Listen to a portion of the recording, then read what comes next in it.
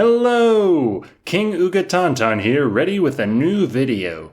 This one will be a little bit different because I'm going to be talking about what I would want to see in a hypothetical Pathfinder Third Edition. Now, no Pathfinder Third Edition has ever been announced or even mentioned. This is a strictly discussion video. Now, why is King Ugatonton, who makes all these 7-minute videos and tutorials about Pathfinder 2e, making a discussion video?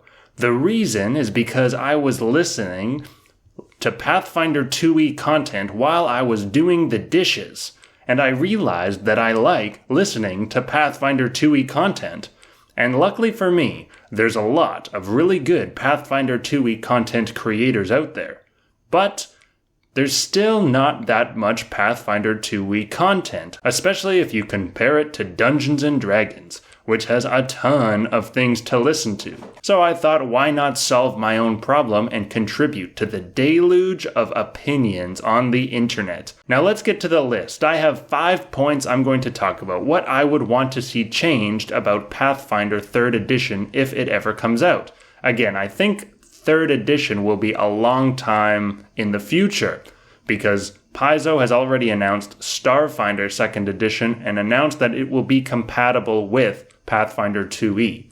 Starfinder 2e is not to come out for another couple years, so I would imagine there's still quite a bit of time left with Pathfinder 2e to take advantage of that cross-compatibility, which means this video is strictly for discussion. In fact, you might even call this a complaint video about Pathfinder 2e that's disguised as a Pathfinder 3e video. This isn't meant to start an argument or make anybody angry. It's simply so that when you are washing the dishes or vacuuming, you can put on this video as longer form content, and hopefully it's interesting, not argumentative, but interesting, and can make you think and entertain you while you're doing these menial tasks. Now let's get started. What is the first thing I would want to see changed in Pathfinder 3rd Edition?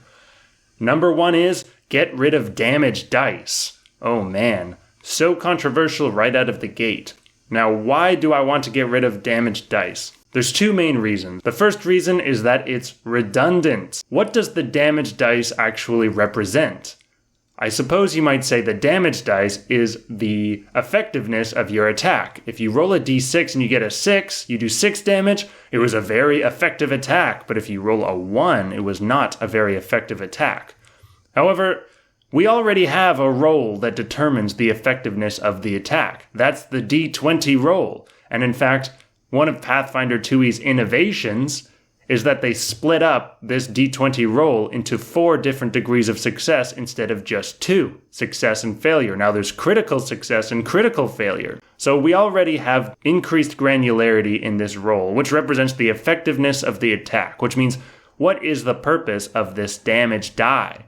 I mean, it's totally possible you roll a 20 on your d20 roll, meaning it was a very effective attack, you get a critical hit, you're super excited, and then you roll your damage die and you get a 1.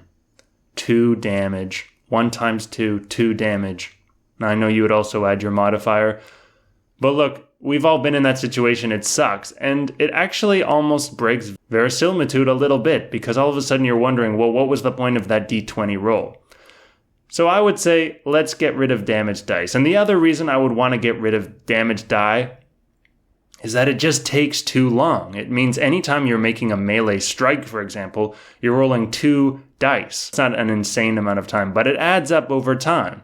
If you reduce a d20 roll and a d6 roll for every single player and reduce it just to the attack roll, then you've just cut down the amount of time that action takes by half. Now, we've all been at these tables where combat can seem like it takes a really long time. This could significantly cut down that time. Now, the best counter-argument for this would be that rolling damage dice is fun. Rolling dice is fun, and it's fun to roll damage dice, and even if it sucks to roll a 1, maybe it's counteracted by the fact that you roll a 6.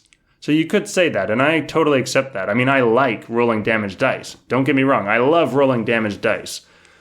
But you have to consider, again, about how much time it takes. Rolling damage dice is a lot of fun for the person rolling the dice. What about everybody else at the table just watching them roll their dice? Didn't they just roll a d20? How come they get to roll another dice already? If we skip that process, it just means we get to the next player's D20 roll even faster, and then they get to take part in the fun even faster. Now that brings me to my second point I hope they get rid of in Pathfinder 2e. This might also be controversial. Let's see. My second point, I hope they get rid of failure condition where nothing happens. So exhausting. Now, the perfect example of this is if you make a melee strike and you get a failure. You miss and nothing happens. Nothing bad happens, that's good, but nothing good happens, which means you kind of just wasted your action. And I don't mean you wasted it as in, again, nothing good happens. I mean literally nothing happens. It's so boring, and it feels like a huge waste of time for everyone at the table. Now, as far as I'm aware, Pathfinder 2e is balanced around the fact that your melee strikes, or your strikes, I should be saying, will hit, if you're fighting an equal power enemy, they should hit about 50% of the time. 50% chance of something interesting happen, you hit and you do damage, and a 50% chance of nothing happening. Nothing happening? You make a melee strike and there's a 50% chance of nothing happening? To me, that seems so overly punishing. Again, it's okay for a game to be punishing if there's a mysterious green boiling liquid on the dungeon floor and you drink it. That should be punishing. If you find out that there's 18 goblins in a cave and you run in without a light source or a weapon, that should be punishing. If you're a fighter and you walk up to an enemy and you swing your sword, that should not be punishing. A potential solution for this would just be making a gradient damage based on the d20 roll. I mean, let's say there's no more damage dice in Pathfinder 3rd Edition, then why not just make the amount of damage that is done based on that d20 roll? For example, let's say you have a longsword, which normally does 1d8 damage. Let's say you get a success, you do 6 damage, just flat 6 damage. If you get a failure, you do 2 damage. Not very much, but at least something happens. On a critical success, then you do 12 damage or something like that. Then the damage is built into that d20 roll. One roll and at least something happens no matter what your result is. Now, hopefully you can see I'm going for these really controversial points just to get some discussion going. So my point number 3, what I would want to see changed in Pathfinder 3rd Edition, it's getting rid of one of the 6 attributes, and that attribute is Constitution. Constitution, to me, should not be an attribute in the 3rd edition of Pathfinder, and the main reason is not even a mechanical reason. It's simply the fact that Constitution as an attribute is not that evocative. Now, I'm going to pose a question. What do these attributes, I'll call them attributes like in the remaster, what do these attributes actually represent? What are these attributes meant to represent? Because I would argue that they don't actually represent your ability. For example, strength. There's a lot of different types of strength, right? There's explosive strength, there's muscle endurance, there's arm strength, leg strength, there's a bunch of different types of strength. But obviously they're not going to make a different attribute for each type of strength. That would be kind of boring. So they gather them all up into a single score, strength. That's a good choice. Another attribute that's very guilty of this is dexterity. Dexterity represents a lot. It both represents how easily you can dodge an attack, but it also represents how well you can shoot a bow and arrow. That seems like 2 unrelated things, because dexterity is a bunch of different abilities mixed together. Surely you could have a really large man who has trouble dodging attacks, could be really good at shooting a gun, right? That seems to make sense. But apparently that's not possible in Pathfinder. Well, that's because in my mind that these attributes don't actually represent your abilities in a specific area. The attributes represent certain archetypes of characters. In other words, they're meant to be evocative. The whole point of having your character being able to have a really high strength score is that if you see a really high strength score on a character sheet, immediately an image of that character comes to mind. Somebody who's really big, muscular, and burly. Likewise, a high dexterity score doesn't actually represent necessarily a specific physical ability, but rather the whole purpose of dexterity is that when you look on a character sheet and you see a high dexterity score, it immediately brings to mind a specific character. You can imagine what that character looks like. If a character has a low strength and a high dexterity, then you see this character who's kind of like an elf like Legolas, very wily, able to dodge easily using a bow and arrow, jumping around a lot. Whereas a character that has a really high strength and a really low dexterity, all of a sudden you're thinking like a dwarf, somebody who's really big and burly but difficult to move around. And of course you can also have a high strength and a high dexterity. Now you're imagining somebody who's just generally quite athletic. Of course, that would be made up with a deficit in other attributes like a low intelligence. Okay, a high strength, high dexterity, but low intelligence character. You can totally imagine what kind of character that would be. Now, why get rid of Constitution? Well, to me, Constitution, and I'm sure a lot of people will disagree, but Constitution does not evoke a very good, strong character in my mind. And of course, you could argue that what it's supposed to represent, if you have a high Constitution, it's like a marathon runner, for example. A marathon runner has a really high Constitution. So of course you can create these archetypes, and of course it's meant to represent something. But is that as evocative as a character with a high strength or a high dexterity?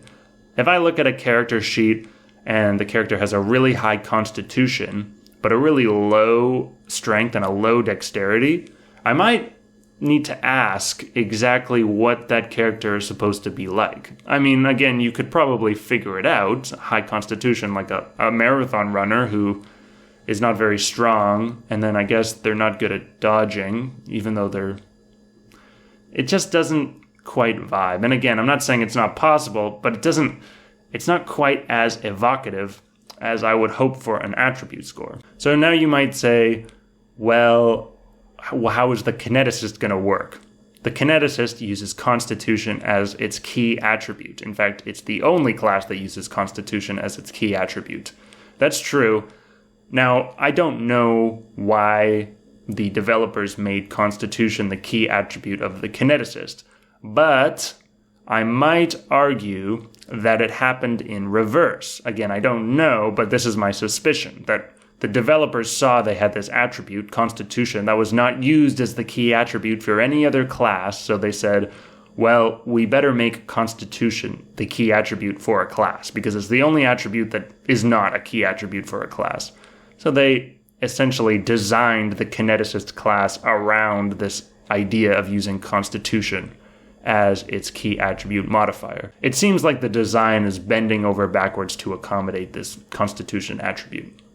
So now you're saying, well, how could you get rid of Constitution? It matters for a lot of stuff. I mean, for example, if you're suffocating, you make a Constitution check. Well, I'm not saying get rid of all these things. I'm just saying let's get rid of Constitution as an attribute and make it something else. And I think what you could do pretty easily is just bundle it together with hit points. I mean, already a class that's going to need a lot of hit points, like a fighter, already gets a bonus to their hit points. So the fact that you're expected as one of these classes to then increase your Constitution attribute seems kind of redundant. If you're a class that needs a high amount of hit points, then you should just have a lot of hit points. Ancestries that should get a lot of hit points already get extra hit points. They don't necessarily need a Constitution attribute boost. And that design could further be extended to different things like suffocating. If you're drowning, for example, instead of making Constitution checks, why not just utilize hit points instead? For example, if after a certain number of rounds you start drowning, like 6 rounds you start drowning, it's going to start doing damage, which means, again, characters with a lot of hit points are going to survive longer than characters with a low amount of hit points. There's no need to double down with extra Constitution checks. And then the final thing you might ask is, well, what about Fortitude saving throws? Well, again, I think Constitution should get tied in with hit points, but not just hit points. I think a lot of the things that Constitution does could also get bundled up with strength. So if you have a really high strength, the idea is you also have a high Constitution, in which case Fortitude checks could use strength as the attribute that influences the Fortitude checks. Mind you, a lot of these ideas aren't original. A lot of RPGs out there already use these kind of rules. They don't have Constitution. They use strength as Fortitude. That's why I think these innovations, which were innovations and credit to those people that thought of this stuff, should be then brought to Pathfinder 2e. I mean, a lot of these complaints I have about Pathfinder originate just from Dungeons and Dragons. And a lot of RPGs now have evolved past that. And there's still a lot of holdovers, but there's a lot of new interesting ideas that can replace some of these mechanics that existed when the game was invented and haven't really evolved since then. Pathfinder's in kind of an awkward position because it's sort of this quasi-successor to Dungeons and Dragons, which means it holds on to a lot of stuff I don't think it needs to, just because there's this idea it needs to... Someone who played Dungeons and Dragons 3rd Edition could easily transition to Pathfinder 1E and then Pathfinder 2E and not really worry about learning extra rules. Or it would be a very comfortable transition in the same way it would be if you went from D&D 3rd edition to 4th edition and then 5th edition. But some of these things just hold it back. And in fact, another attribute that I think maybe could be removed would be wisdom. But this one, I'm not so convinced about. And again, the reason is, if you explain the game to a new player, they're going to be asking what's the difference between intelligence and wisdom. It's really not clear. And if it's not clear, then I wonder, why does it even exist? However, I'm not so convinced about this because I do think that wisdom can be evocative. The idea of a high wisdom character is different than a high intelligence character. Different things come to mind. When I think of a high wisdom character, I think of an old woman who's coming with you on your adventures with a lot of sagely advice and can heal wounds or knows a lot about different monsters because she used to be an adventurer or something like that. Whereas a high intelligence character could be more of a bookworm with a lot of books and not a lot of street smarts or practical experience. But again, a lot of these different things we take for granted about wisdom I think could be changed. Like, does perception is based off of wisdom? That I think is due to tradition. Does perception need to be based off wisdom? I guess it kind of makes sense, but it's not necessarily something you need to take for granted. And again, a class like a cleric, which has used wisdom from the very beginning, to me, it makes way more sense for a cleric to use charisma. If you think about a preacher in a church, what are they using to evoke the power of God, their God? To me, it's charisma, a little bit. But again, this one I'm not so convinced about, and I love hearing different people's opinions about this kind of thing. The fourth thing I would want to see changed in Pathfinder 3rd Edition, free archetype is a really popular rule. I think because it's so popular, it would be a cool opportunity to bake that into the actual rules a little bit more. I like this idea of an extra layer of customization. I think it was a really good idea. So why not roll with it? However, this comes with a caveat, because I think a lot of the archetypes are a little bit lazy. I think they could use a little bit more love and care. And I would even say fewer archetypes with a little bit more attention and thought put into them would be much more valuable than just a ton of archetypes you can put on any character. The example I always use is the pirate archetype, which the first feat you get for the pirate archetype is that you become better at boarding ships, which is incredibly niche and absolutely not worth sacrificing one of your class feats, which means nobody is ever going to take the pirate archetype.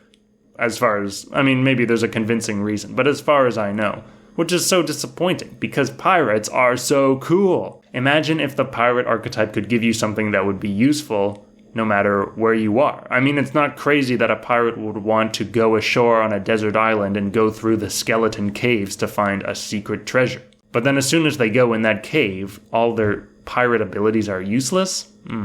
What about just being able to do some cool things with ropes or use grappling hooks? I think that would be awesome.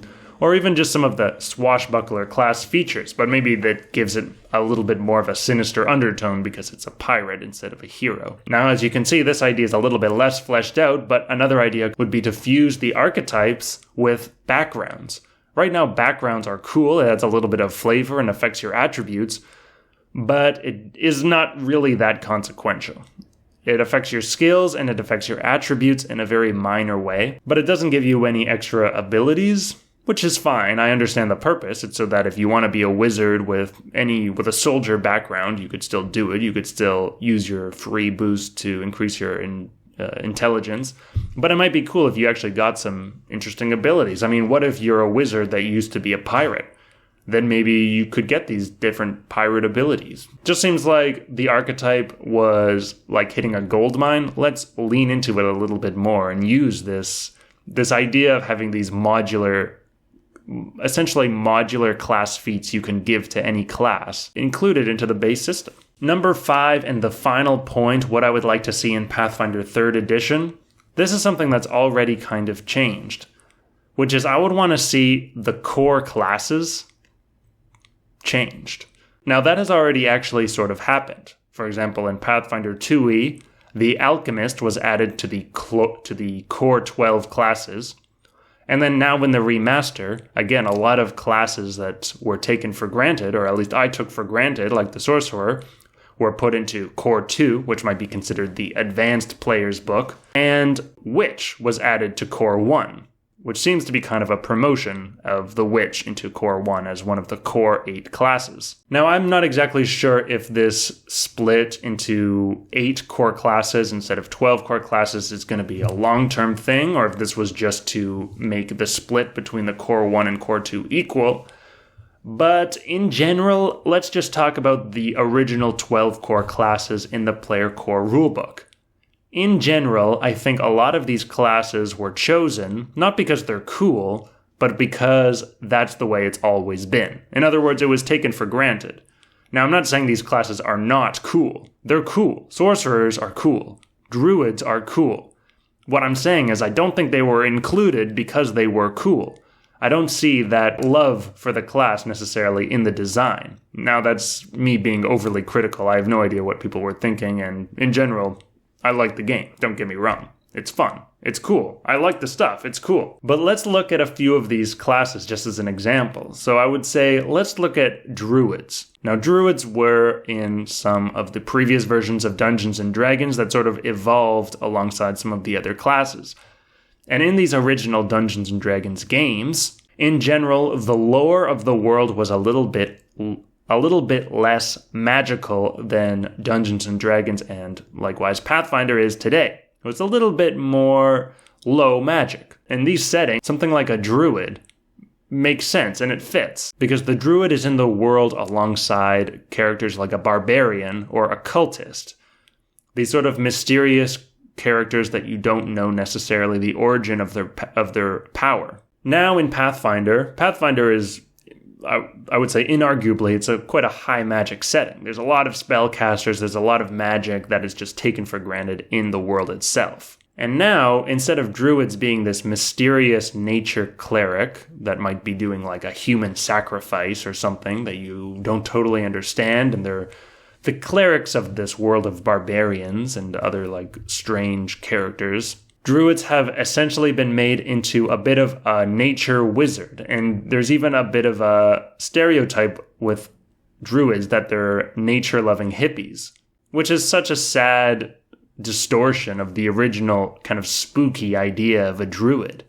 Now it's just a nature hippie who loves animals. And this feels like it was an attempt to make this spooky class up to date with this higher magical setting in Pathfinder. Another good example of this, I would say, is the Bard. Now, why would a group of adventurers take a musician along with it? Well, in my mind, it was always because a traveling musician throughout their travels has gathered all kinds of strange songs and lore about the world, and essentially the written record in this kind of fantasy setting would be given through song. Not everybody had books, not everybody could read. So things like songs and performances at your local bar would be how people learn about the news, but also different legends and myths and strange creatures they might encounter. So a bard who had this strange esoteric knowledge of all these things would be quite a useful companion to bring on these adventures. Now I get the feeling in Pathfinder that role has been taken by the Thaumaturge. And the Thaumaturge is super cool. You get to exploit weakness based on all these different creatures, strange lore, and strange items you've collected over your travels. But then it means that the bard instead has been changed into what seems like a music-themed spellcaster, which is cool in its own way, but it just doesn't seem Like, it really exemplifies this Pathfinder setting. Now, again, I like druids, and I like bards, and I like sorcerers. Just like I like Pathfinder, and I like high magic settings as well. I like all these things. These things are cool. I'm just wondering if they actually fit together, or if these classes truly exemplify what makes Pathfinder cool, or if they're only included because that's the way it's always been. I think Pathfinder's core classes should be classes that really show off what's cool about Pathfinder. And to me, what's cool about Pathfinder and the lore and the world is that it's kind of a crazy world. You could really expect to find anything. You could find aliens, you could find robots, you could find living trees, you could find vampires. That's not going to vibe with everybody's tone or campaign setting, but that's okay. That's, I think, what Pathfinder does best. So why not lean into that a little more? Of course, the core classes are probably going to include something like a fighter, and a rogue, and a ranger, and a wizard. Maybe these are the really fundamental ones, but is a barbarian and a druid or a bard really fundamental? Now, you could argue maybe a bard is, or maybe a druid is, but let's open our mind, for example. What if included in the core classes was a kineticist? People love the kineticist. It seems like the kineticist is a very popular class. How cool would it be if that was included in the core class? When you recruited a new player into your Pathfinder game, you could say, well, of course you could be a fighter or a rogue, but what's cool about Pathfinder, we also have this kineticist class where you shoot fireballs just like as if it's some strange warrior.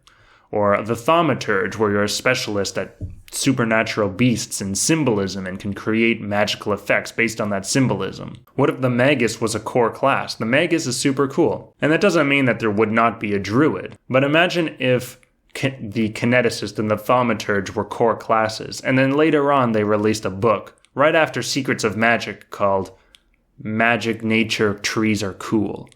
And you picked up a book of Magic Nature Trees Are Cool, and inside was a new class called a druid. And the druid got as much care and attention as some of the new classes like the magus and the kineticist do today. It wasn't just a prepared spellcaster that used the primal spell list. It was something that had core features that really represented what it meant to be a druid. Imagine if the shape-shifting rules were fleshed out enough that you got to do your own little subsystem. Imagine if the druid could transform within a battle, within an attack. For example, turning their fist into a tiger's claw and then biting with a crocodile's jaw. Again, these are just random ideas I'm thinking of on the spot, but not just a wizard with kind of a green nature hippie coat of paint on top. Anyway, those were the 5 things that I would want to see changed in Pathfinder 3rd Edition. Obviously, a lot of these ideas are half-baked because I'm not designing Pathfinder 3rd Edition. Whew, what an easy job, just to criticize without actually having to come up with anything new. But the purpose of this video is not to be overly mean or negative, it's just to create some ideas. When I first heard someone suggest getting rid of damage dice, I said, ooh, no way. But then I thought about it and I realized, hey, maybe that's not such a bad idea. Anyway, who knows what's going to happen? I hope this video provided some entertainment for you to listen to while you were vacuuming the floor, doing the dishes. This kind of video isn't going to replace my regular videos, don't worry about that. Let me know what you think in the comments. What would you like to see changed in Pathfinder 3rd Edition? And go crazy. Let's not argue, let's just listen to some crazy ideas so we can think about it and enjoy some Pathfinder 2e content. I will see you for a brief 7 minutes later.